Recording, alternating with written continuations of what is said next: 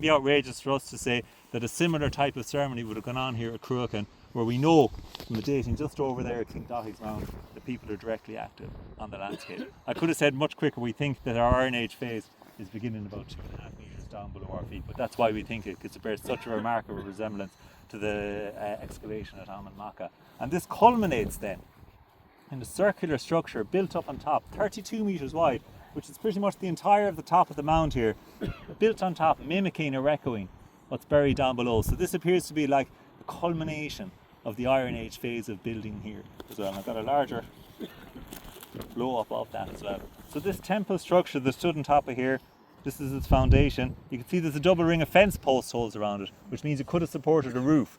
These are also messy and misaligned, which is indicating they've been replenished over time. Wood by its nature, west of Ireland, no matter how much fence life you have, wood rots out. We did a bit of a guesstimation. A good thick oak post, maybe a foot wide, if you mind to keep and maintain it, might get about 80 years out of it if you minded it. So this wasn't standing here temporarily. It stood here for a substantial period. How high it was, you couldn't say, but even at a conservative 6 or 7 metres up in height, if you put yourself up that much more, removed all these non-native trees from around you here, I'm sure it'll be wherever I was coming from, I'd see you up on top of here. This temple that would have stood on top of here would have very deliberately dominated the entire skyline for the region all around us for miles and miles and miles around. Now we have commissioned, we have an artist reconstruction here. It's on the billboard bigger down below, and it's in the guidebook there as well. So it's obviously open to some interpretation, but that's true to scale. True to scale to the size of the building, size of the avenue, size of the enclosures. If you can think back to a time before pre-urban Ireland, as you mentioned, a country largely covered in bog and forest, to come upon a huge cleared fertile plain like this, the people gathered from all over the province together, all the monuments in their pomp, and this massive temple up on top. Electric picnic is starting next week, isn't it? Well, that's the best analogy, Michelle, isn't it? If you think about that, you get a quiet rural location, becomes like a city temporarily, and people disperse. All this urban stuff around us here is very, very recent in our timeline of history. For the majority of our history, this is the centre of Connacht, where it's seasonal times of the year, people would have gathered from all over the province to crown a king, to go off to war, to honour your important dead, to make a marriage match, whatever have to be done, and then disperse again, and its footprint is still here on the landscape. And that brings me to the very next important question, is what the hell are they doing directly on top of here? The gods on it. At seasonal times of the year, you would imagine, because they're farming. Seasonal, can you be more precise? Yeah, spring, summer, harvest, winter, and you have 4 traditional Gaelic festivals of Imbolc, Baltana, Lunasa then and Samhain, so it would have been a time of gathering probably. Is there evidence for this reason? Well, yeah, in historical Ireland, when you're getting into medieval Ireland then as well, that's, as I say, those are the traditional days, as I say, where people gather, and the medieval triads record. Further than medieval? Pardon me? Well, you can't go back further. You can only imply, like this as well, that it would have been, and because they're farming, is that. So that's in place, if you like, from very, very early on. And Cruachan in Ireland, in the medieval triads by the monks, is recorded as one of the 3 great fairs of Ireland. So it's noted as an assembly place, and probably is say, and you're also seeing the footprint of the monuments on us here as well that we're standing on. This isn't just built, as I say, this is a massive feat of labour to mine and maintain. So you would, I suppose, you're into prehistory, so you're always conjecturing. That's what I'm getting at. I'm getting at the prehistory, because I've noticed that there is a huge emphasis on the farming, and I can understand why. But by saying and repeating farming, I wonder if we are not misled, because those people we're talking about, they were gatherers and they were still hunters at the time. Yeah, hunters, so but mostly farming. They're actually there was a very small scale farm at the prehistoric time. Well, you know, like nothing to do with medieval time. Of course, nothing to do with now. We it's almost that there is an obliteration about hunting and gathering. That they were already. The beginning of monumental architecture, even if it's maybe not monumental architecture, but it can consider. Well, I'm not sure what you're getting at there, because the hunter-gatherer is not pre. Yeah, they are pre-Ireland, but you'd be doing a little bit of that. But mostly people are farming, they're dairying, and you can see that in their. But on a very small scale. No, so that's how people are taking their living. And the first farmers who came in here, they replaced the Mesolithic population, and they brought cattle with them. So that's their technology. That's how they're making their living. And Ireland is ideal, as we know, for growing grassland, and that's how they would have done. And that's why this place would have been of such importance, because this is some of the best grassland in the country. And Ireland, in our epic literature, all of our epic literature is revolving around cattle raiding tales as well. And when Ireland becomes historical, your wealth is your cow. Top of the food chain, all of money, currency is your wealth is your food, and top of the food chain is the cow. So the cow gives you the most yield of milk, of meat, of leather, and that's the emphasis. All of our emphasis is agrarian. As I say, we're only very recently an urban society. We're an agrarian, cattle-based society, and even into that, it's very funny. The Neolithic. I'm going off topic a little bit as well, but even in our archaeological record, those first farmers who come in, we're a small island. We don't eat fish much, right? Only very recently we've become a bit foodie as well. They didn't eat fish. It's nearly like it's a taboo for them as well. They're farming, and they only eat meat, if you like, at season when they'd be forced to slaughter their cattle coming into winter. They're dairying all the time, and that's what our society is based on, and why it's so important, because there's no survival without it. And so Ireland, we're not ideal for getting crops because they get blight, as we know that. They would have had mixed farming, of course. They'd been making barley and rye for making bread and things like that, but farming is the top. And when we become historical, the cow is the very, very top of the food chain. The Cage of Fields, they emphasised that the hunter-gatherers were replaced by exactly, and they were a tiny population as well. Incoming with the better technology. Yeah, 100%. But people come westward across Europe, absolutely, without a doubt as well. And the hunter-gatherers did. They're a fishing society as well. They're eating fish, but farmers who don't, and we still don't do that within that ourselves. But coming back along to here, we're saying, what the hell are they doing on top of here? We can't honestly say, Mary, to be sure. But they probably pray to the gods 100% for good harvest. Without a doubt. Good weather and all. Because I was going to say, we have a very good theory about it, because we never say anything we've been nailed down for on court. We're back in free history. But if you like, but we mentioned at the very beginning when we met that traditionally this is the inauguration site for the kings of Connacht. As said, the most important dynastic family we know in Connacht are the Crahor, the O'Connors. In the 12th century, the last two high kings of Ireland are Thurlock More O'Connor and his son Rory. And in that period, in the historical period, when we've good written record, we've very good record of the O'Connors between the 12th and 17th century coming back here to Rathcroghan and Cruachan to crown and inaugurate their kings. And even though they're obviously Christian kings at this time, they still have the pageantry or the form of a much, much older pre-Christian type ceremony. And this isn't just here in Connacht, this is how kings are inaugurated in Gaelic Ireland. Now interestingly, when the O'Connors come back here at that time, they don't use the older pre-Christian mound of Rathcroghan here anymore. They're good politicians, they know what they're doing. They use a mound just down to the south of Tulsk. It's referred to as Carn Free, which appears to be a Bronze Age burial mound. It's one little bumps on the far horizon over here, intervisible with here. Cahal Jarg O'Connor, builder of Ballintubber, was inaugurated there in the 12th century. And as I say, the top of Carn Free, it's only about 5 metres wide. About 3 of us, Michelle, get up on the top of it. So it's nothing like to the scale of here, but it gives the same view. It's still on the Rathcroghan landscape. And when we get back to Cullen a little bit later, there's another reason particularly why they're choosing Carn Free. But the O'Connors very famously have an inauguration stone, which is a limestone block with a footprint carved up into the top. They claim taken from the top of Carn Free in the 19th century, and it's 10 miles down the road in Castlerea outside Clonallis House, which is their ancestral home. It's outside the front door.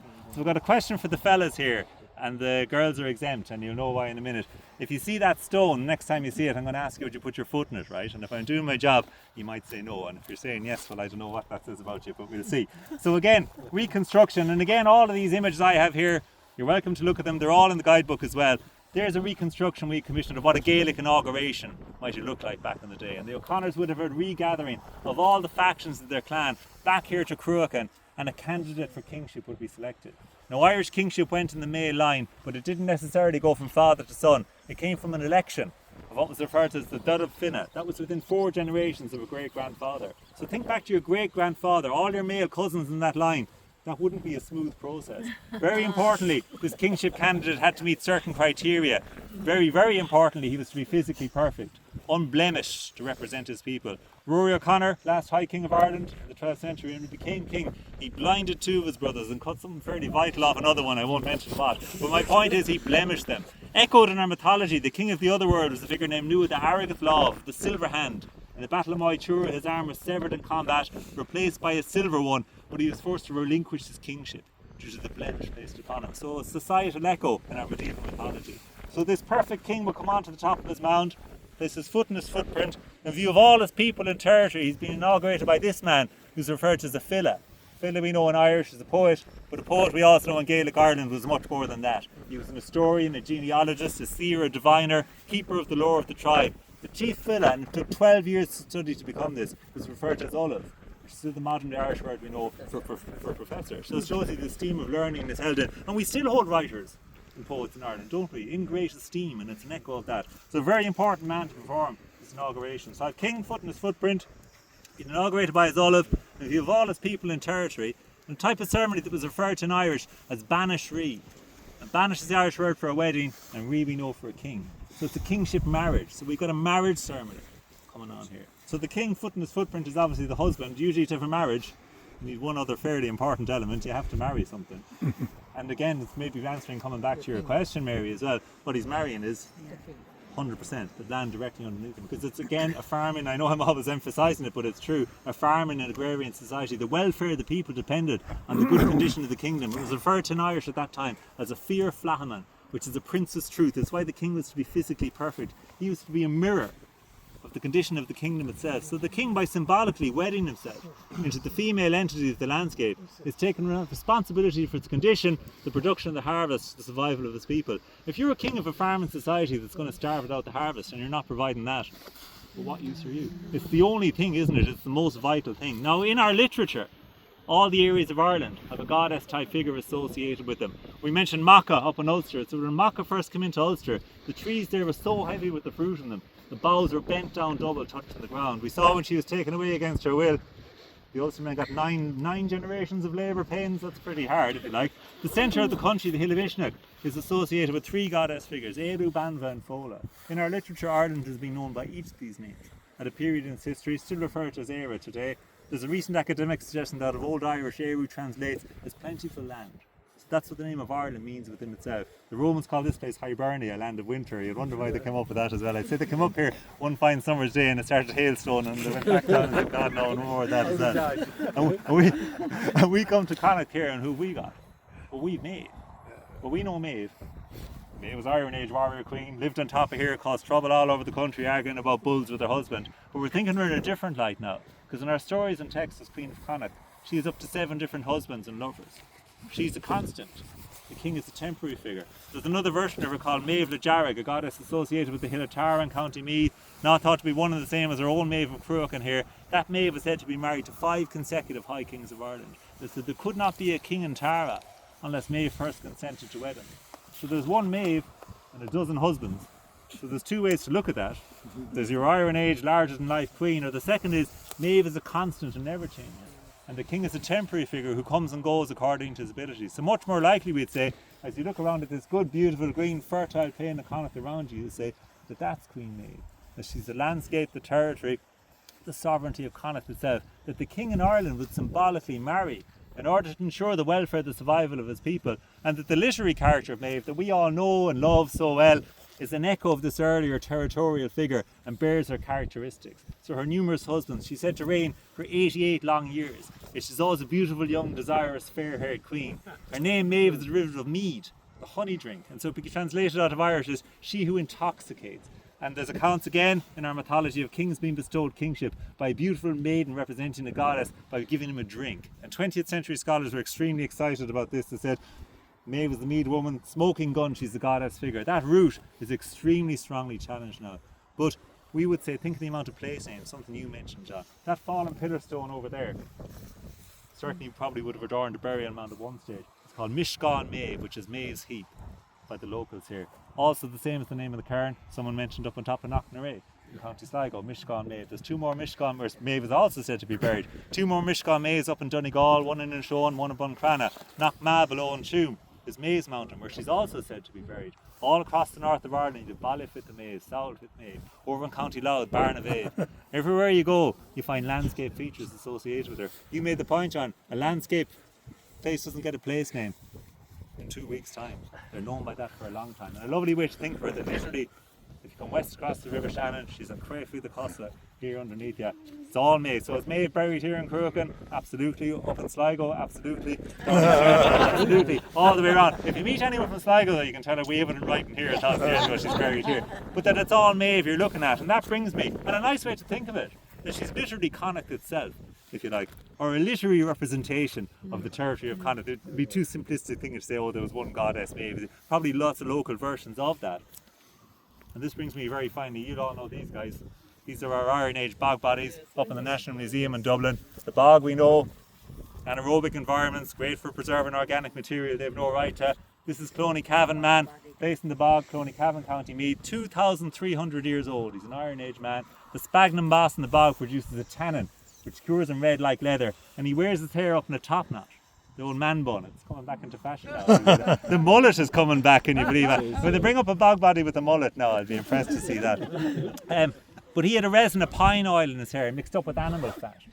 So he had a hair gel, if you remember, and that pine oil was brought from the Pyrenees, from southern France. So that's not an ordinary everyday man to have an item like that, and he didn't meet an ordinary death. He was killed by an axe blow into his left temple, disemboweled and placed into the bog, and we mentioned the bog as an area of access into the other world.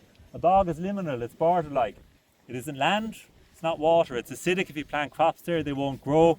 An overgrown bog, we know, we're always warned as kids in the wintertime, you don't go in the bog because you go down a hole and you won't come out, and we think it's no mistake, they're placed there. Here's his contemporary beside him in the National Museum. This is old Croghan Man, found below Croghan Hill in County Offaly, another noted medieval inauguration site. This man is incomplete, he's beheaded, he's been cut in half. What height are you, Tim? Are you 6'5", 4? 6'4". 6'4", he's the same height as himself as well. So and a massive man, a huge arm span. But if you remember, you've seen him, I'm sure, his hands and his fingernails are manicured. He's not labouring or toiling in the fields. They could tell by the good condition of his fingernails. He had a very protein and meat-rich diet. Yet his last meal was a buttermilk and oats, maybe a humiliation. He had a withier respansel, which is a hazel loop placed through either bicep. And I think the reason for that was to literally stake him down into the bog. So these guys didn't just trip and fall in a bog hole, they were covered in defensive wounds. This man's been horizontally crucified into this position. I'm going to say something gross now, if you want, or I can leave it out. Can you take it? You remember, he had both of his nipples removed, which is very severe, I know. But my point in mentioning it is, we know St. Patrick came here as a slave, as a young man, over near Malik, we think now, in Swinford, where he was kept, returned with the Christian mission. Before he died, he wrote his autobiography, his Confessio, contained in the Book of Armagh. And in that he noted when he came here as a young man, the sign you refused to suck their nipples. That's the one. Which was a sign of obeisance to the local authority. 100%, isn't that it? Yeah.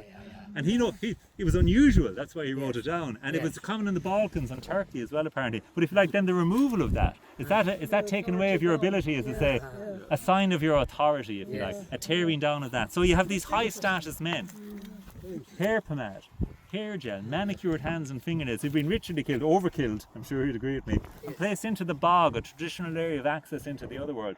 The name of that exhibition in our National Museum is Kingship and Sacrifice.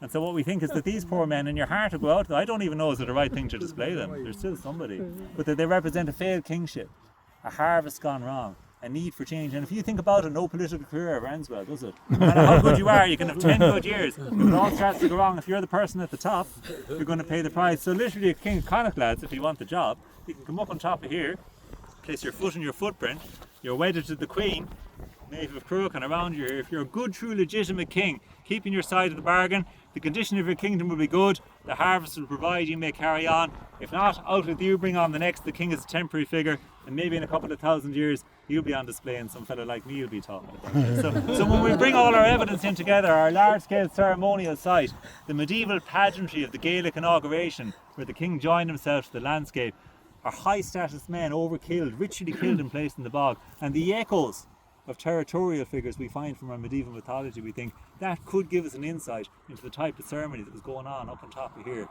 way back in the day. Does that make sense? Anyone want to be king? It's alright for you everlasting females, so it is.